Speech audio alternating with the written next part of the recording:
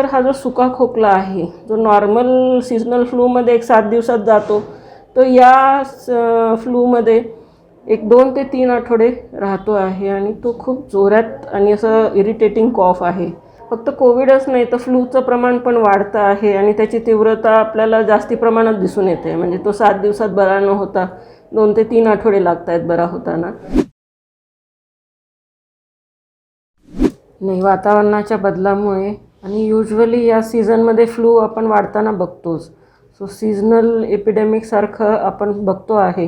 त्यामुळे फ्लू पण आहे, थोड्या प्रमाणात कोविडचे केसेस पण वाढत आहेत आणि आता नवीन इन्फ्लुएन्झा एचं जे सबटाईप आहे H3N2 त्या फ्लूचं प्रमाण पण वाढताना दिसलं आहे. सो हे तिन्ही गोष्टी आता रेस्पिरेटरी ट्रॅक इन्फेक्शन किंवा अपर रेस्पिरेटरी ट्रॅक इन्फेक्शननी जास्ती प्रमाणात दिसून येत आहे. होय, 1-2 आठवड्यापूर्वीपर्यंत खूप कमी प्रमाणात कोविडच्या केसेस आपल्या कोल्हापुरात तर 0 केसेस होत्या. पण 2 आठवड्यापासून थोड्या प्रमाणात केसेस वाढताना दिसत आहेत. सद्यस्थितीत आपल्याकडे 18 ॲक्टिव्ह केसेस कोल्हापुरात असतील. त्यापैकी 2 आमच्याकडे CPRमध्ये ॲडमिट आहेत, पण ते स्टेबल आहेत. त्यामुळं आता एकदम ड्रामॅटिकली खूप वाढत आहेत असं नाही आहे, पण आपल्याला काळजी घेणं गरजेचं आहे. लोकांनी आता फक्त कोविडच नाही तर फ्लूचं प्रमाण पण वाढतं आहे आणि त्याची तीव्रता आपल्याला जास्ती प्रमाणात दिसून येते. म्हणजे तो 7 दिवसात बरा न होता 2 ते 3 आठवडे लागत आहेत बरा होताना. सो हे सगळं बघता जर आपण प्रिव्हेंटिव्ह मेजर्स घेतले तर आपण ते कमी किंवा टाळू शकतो. सो त्यासाठी लोकांनी महत्त्वाचं म्हणजे लक्षण दिसलं तर डॉक्टरांना दाखवून त्यावर योग्य ते उपचार तात्काळ करून घ्या.